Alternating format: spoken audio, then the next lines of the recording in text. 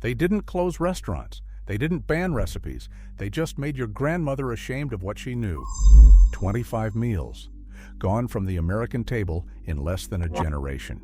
Not because they stopped working, not because people stopped being hungry, because food companies figured out that shame is cheaper than advertising.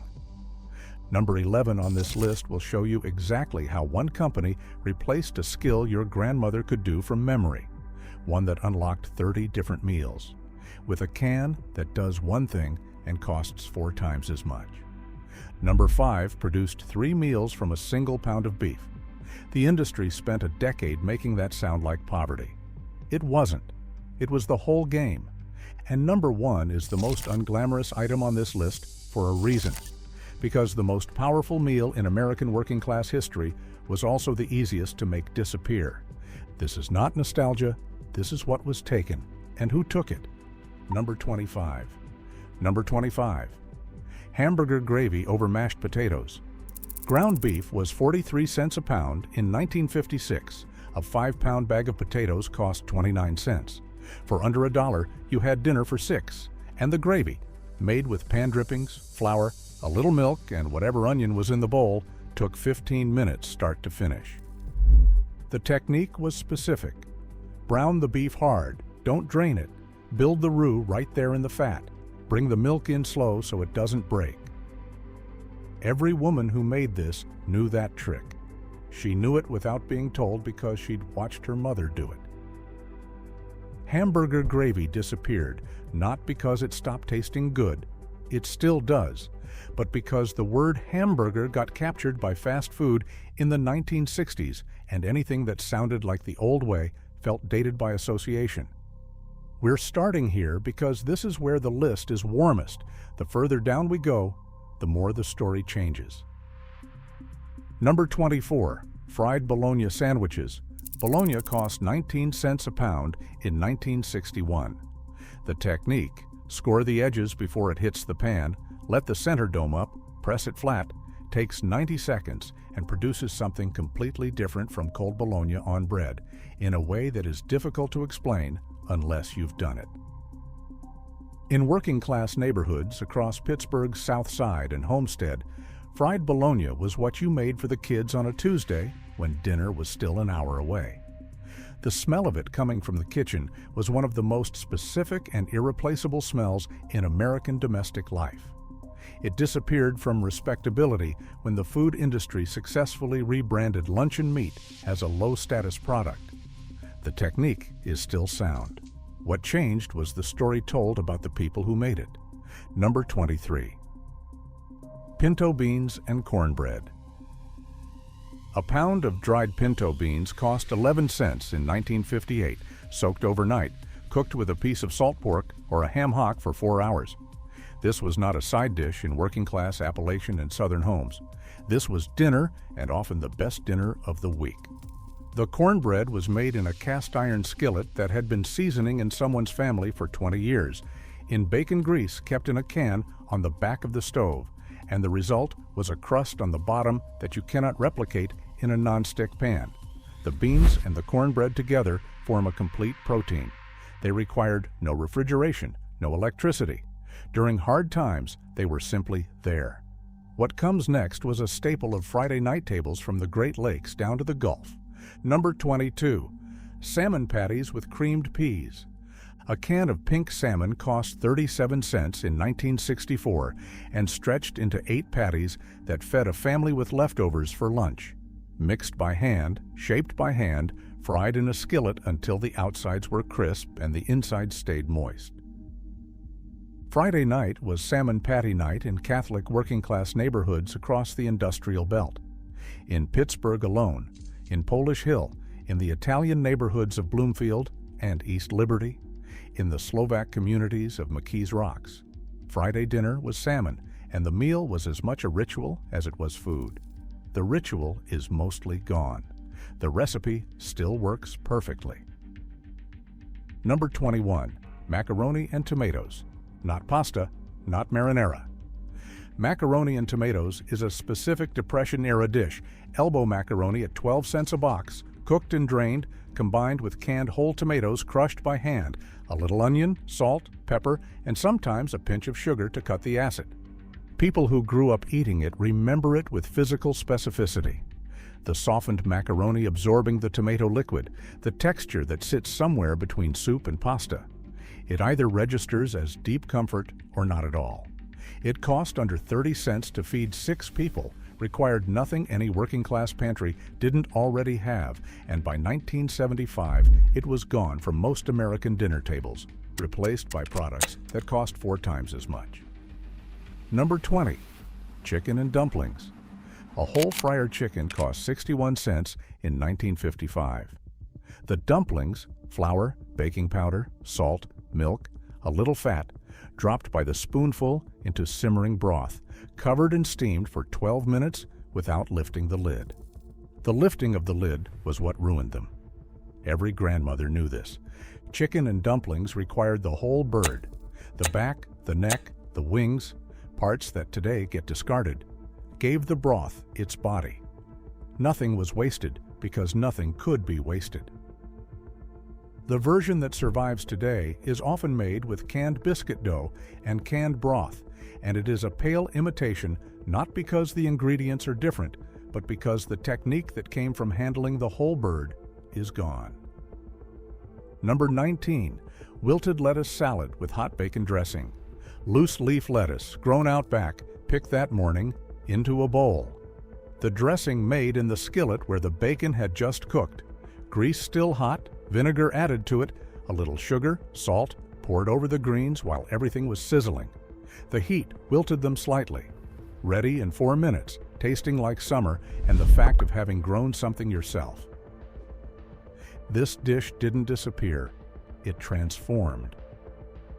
The hot bacon dressing became a menu item in upscale restaurants in the 1980s, sold as something new and European. The women who had been making it for 40 years in farmhouses and row houses never got credit for the invention. They rarely did. Number 18. Stuffed bell peppers with rice. A pound of ground beef at 43 cents, a cup of cooked rice, an onion, a can of tomatoes, and bell peppers at 5 cents apiece.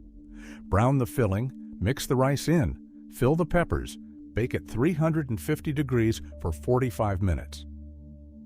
A complete dinner in an edible container. Protein, vegetable, starch, all in one. 6 people, under $1.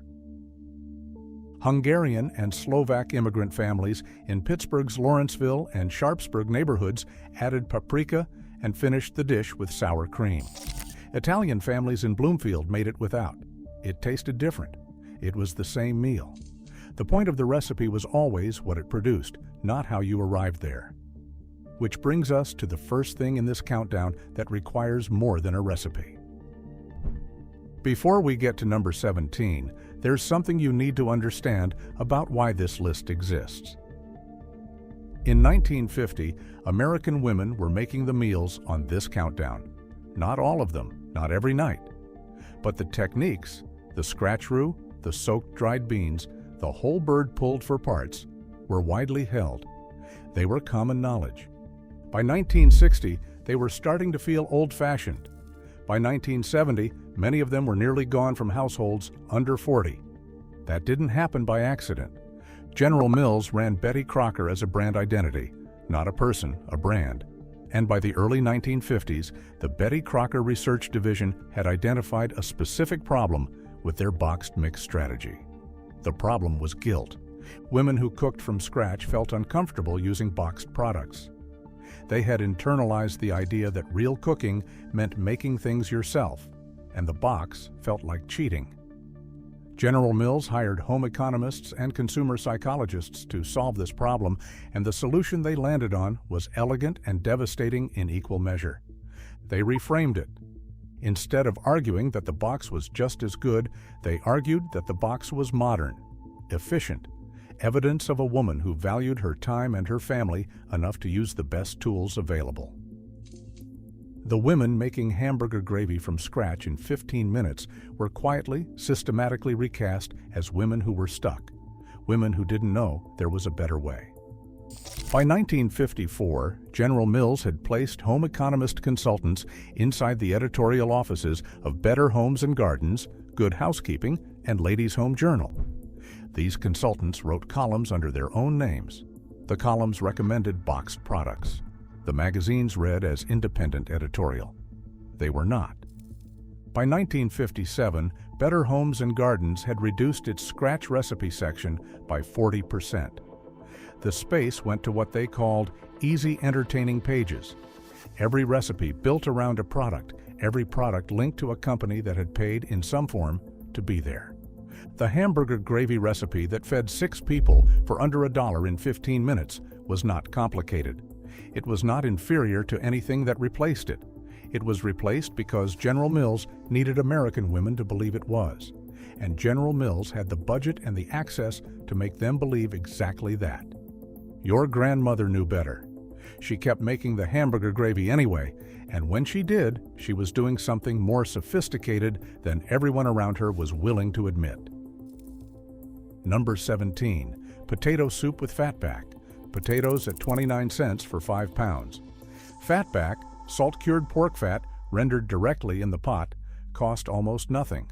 The total ingredient cost for a pot that fed 8 was under 50 cents in 1959, and done right, with the potatoes partially mashed and partially left in chunks, with the fatback rendering its smokiness into the base, this was one of the most satisfying meals in the entire countdown.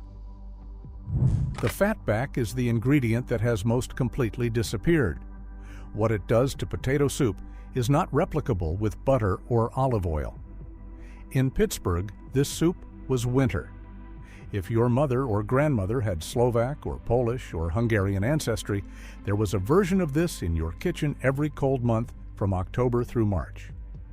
Number 16, salt pork and beans, not canned beans, not baked beans with molasses. Dried navy beans soaked overnight, cooked with salt-cured pork belly available for pennies at any meat counter through the 1960s, until the beans were completely soft and the broth had the body of something that took 6 hours to make, because it did.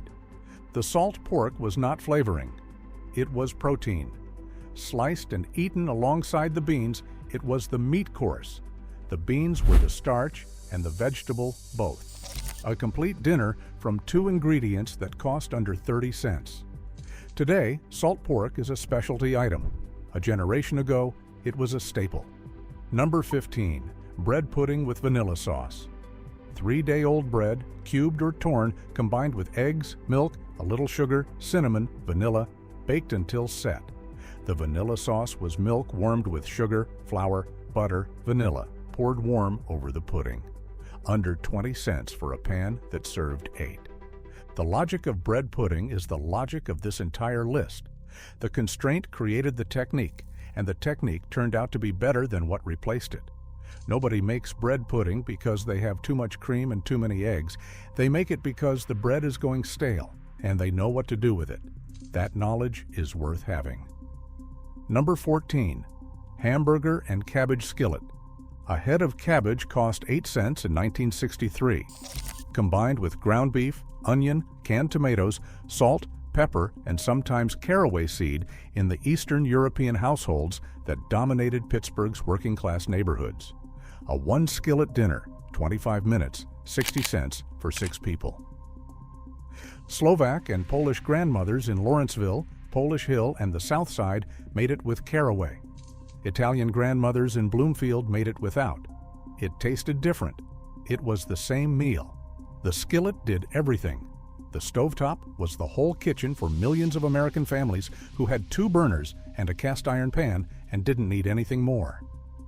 Number 13, creamed chipped beef on toast. Dried beef, thinly sliced, rehydrated in a scratch white sauce made from butter, flour, and milk, served over toast. A staple on working-class breakfast tables and standard issue in the United States Army from the First World War through the Korean War. The soldiers who ate it in mess halls did not love it.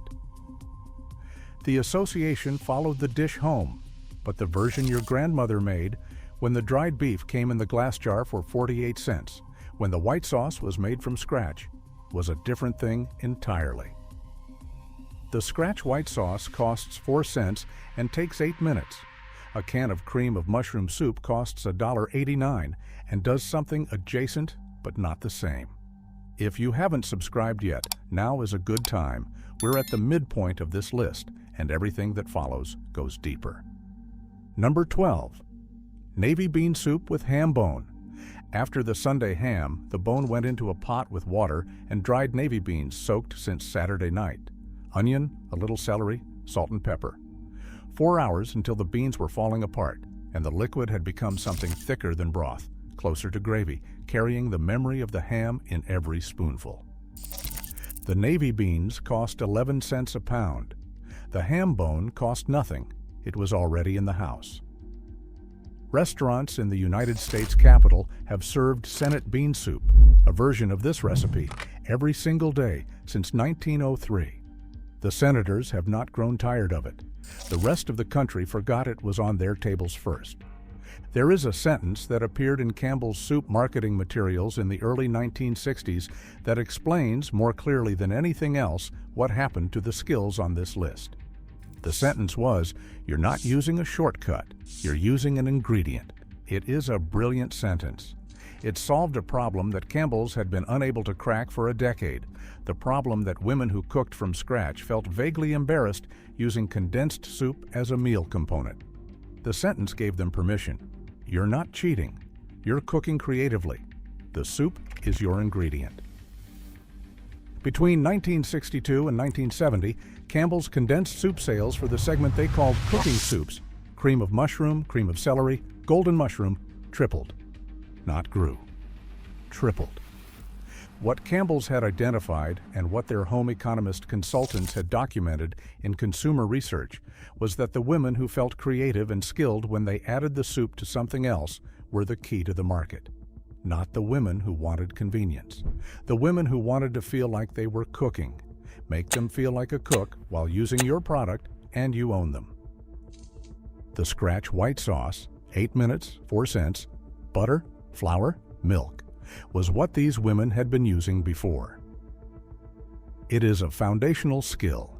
If you can make a white sauce, you can make chicken and dumplings, potato soup, cream chipped beef, smothered pork chops, a dozen different gratins, scalloped potatoes, macaroni, and cheese from scratch. It is a single technique that opens 30 different meals. Campbell's replaced that technique with brand loyalty, not with something better, with something more expensive that required remembering to buy it at the store. The women who could make white sauce without measuring, and millions of them could because they had been doing it since they were 12, were making 30 different meals from one remembered skill. Campbell's needed them to make one meal from one can and then come back next week for another can.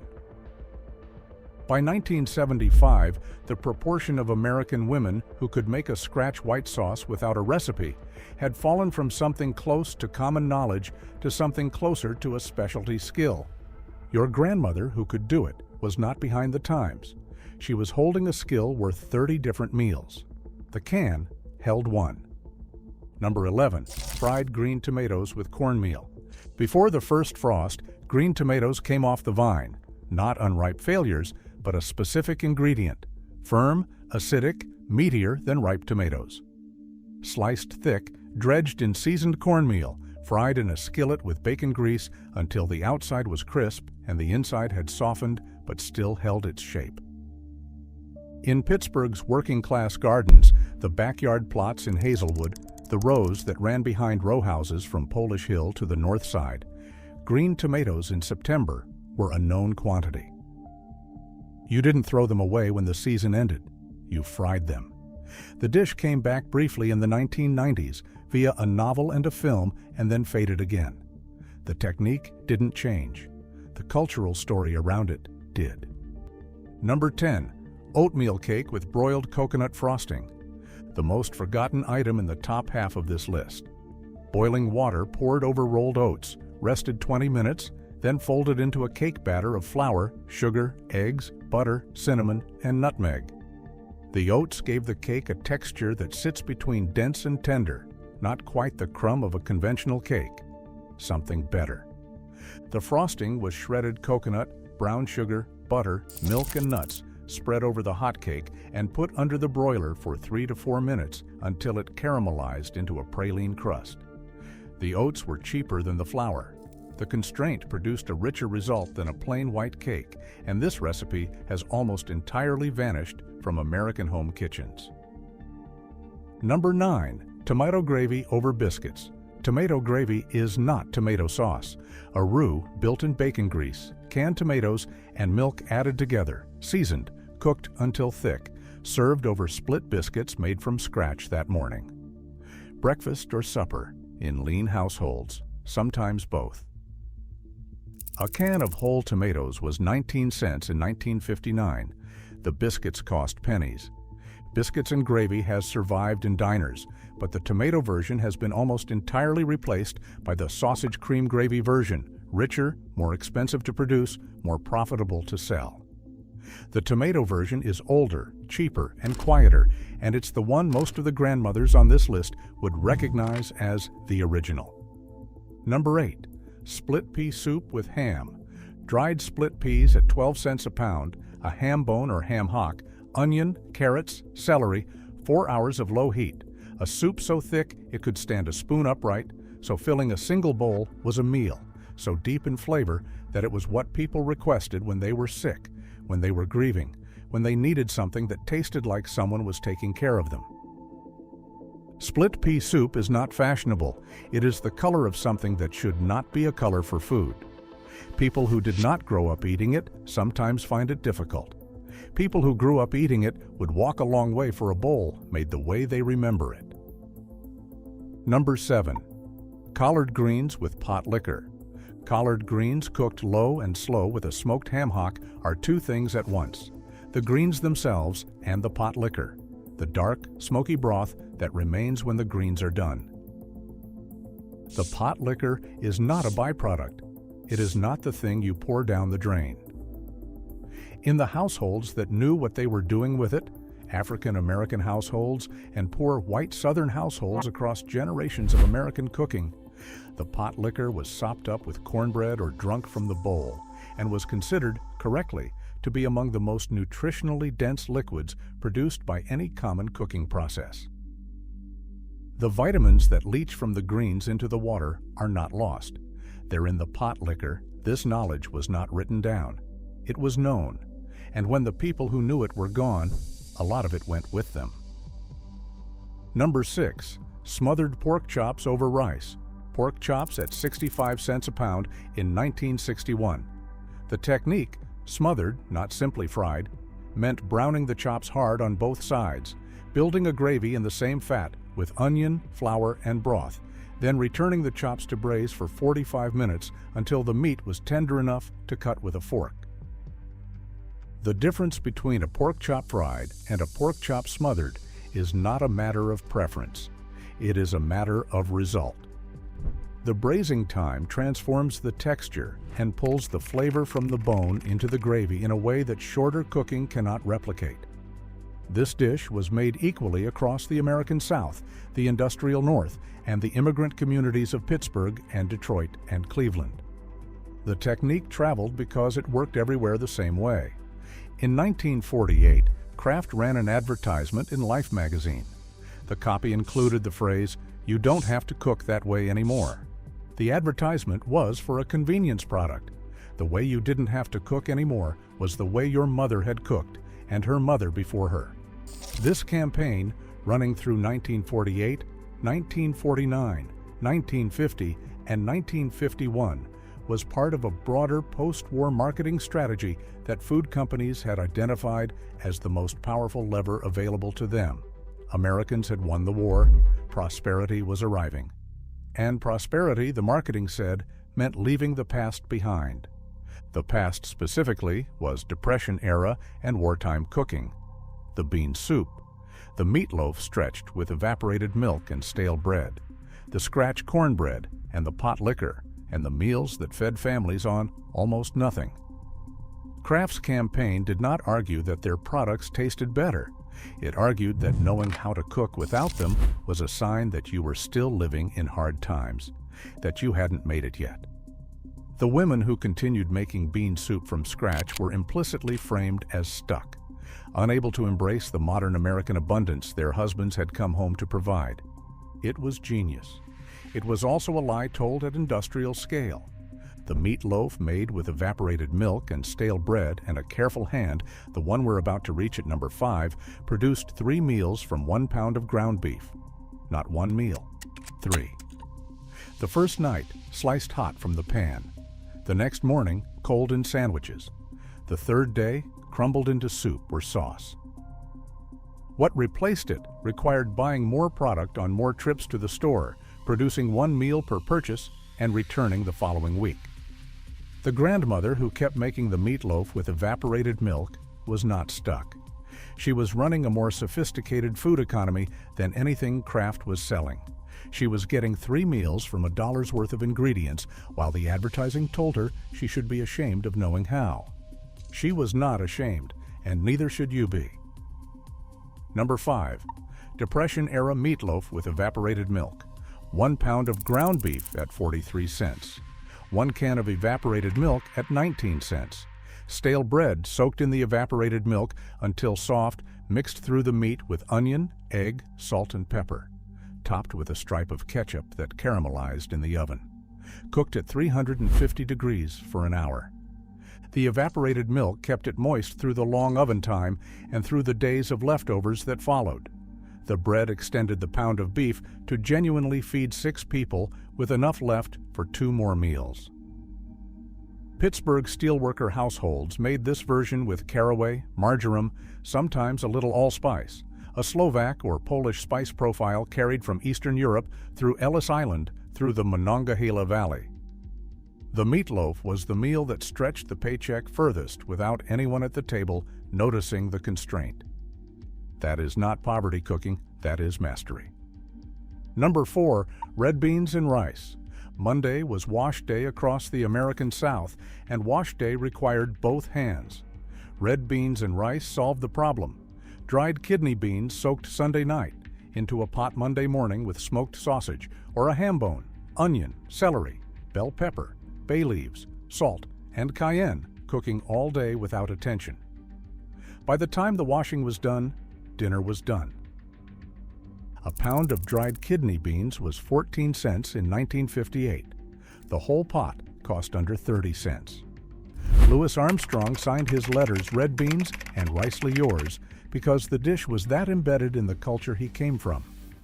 In working-class households outside the South, the Monday tradition was less formal, but the economics were identical. The cheapest protein available, the longest cooking method possible, the best return on a quarter. Number 3. Scratch banana pudding with meringue. Not the kind made with instant pudding and whipped topping. A cooked vanilla custard, egg yolks, sugar, flour, milk, butter, vanilla, over a double boiler until thick. Layered with vanilla wafers and sliced bananas, topped with meringue from the egg whites, beaten stiff, browned in the oven until the peaks turned gold. This dessert appeared on Sunday tables across Pittsburgh and the broader American working class with such consistency through the 1940s and 1950s that it functions as a cultural marker. If your grandmother made it, you know exactly what it tasted like. Nothing in the refrigerated dessert section of any grocery store produces the same result. The custard can break, the meringue can weep. The instant version eliminates those risks. It also eliminates everything that makes it worth eating. Number 2. Sunday pot roast with root vegetables. A 3-pound chuck roast at $1.12 in 1955. Into a Dutch oven with onion, carrots, potatoes, celery, salt, pepper, enough broth to come halfway up the meat, cooked at 300 degrees for 3 hours without being touched. The Sunday pot roast was the ceremonial meal, the one that marked Sunday as different, that brought the family to the table at the same time, that produced a kitchen smell on Sunday morning the neighborhood could identify from the street. In Pittsburgh's Slovak and Polish and Italian and German households stacked into row houses along the river valleys, it was the anchor of the week. The roast fed 6 for dinner.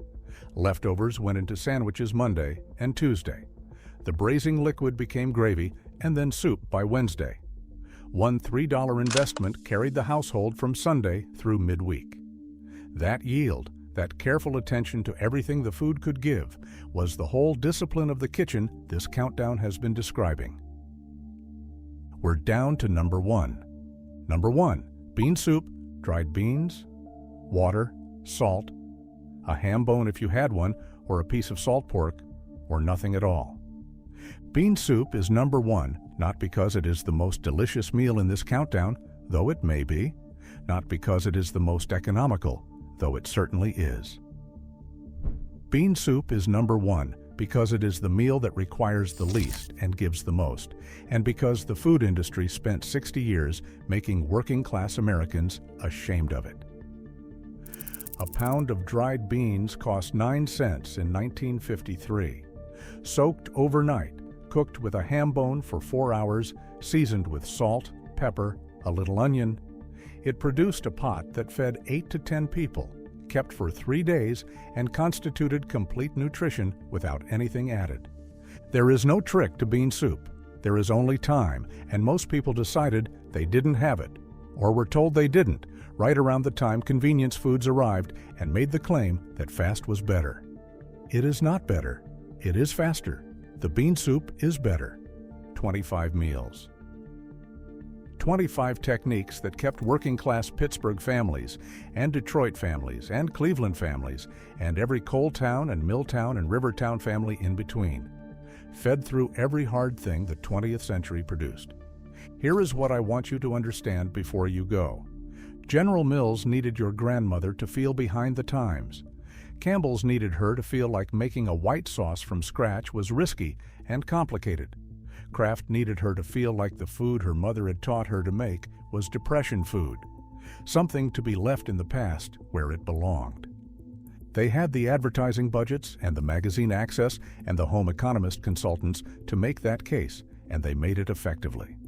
And yet, in working-class households across Pittsburgh's South Side and Hazelwood and Lawrenceville and McKees Rocks, some of those grandmothers kept making the bean soup anyway. They kept pulling the ham bone out of the refrigerator on Monday morning and adding it to the pot. They didn't do it out of nostalgia. They did it because it worked, because it was better, because they knew the difference between a can that cost $1.89 and the thing the can had replaced, and the thing the can had replaced was a richer, deeper, more nourishing pot of food than anything on the shelf. They were right. They knew it, and now you know it too. Before you go, and this is important, I want you to do one thing this week, not all 25.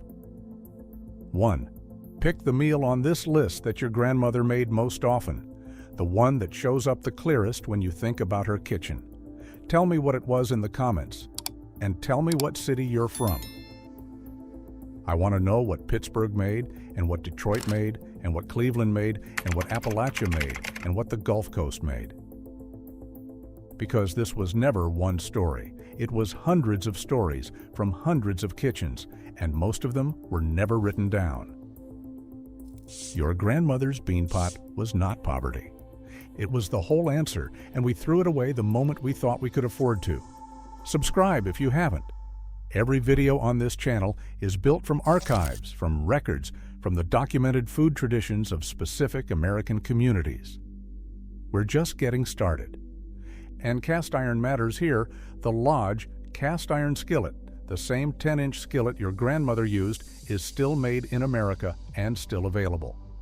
The link is in the description. It works on every recipe in this video, and it will work for the next 50 years the same way it worked for the last 50. I'll see you at the next one.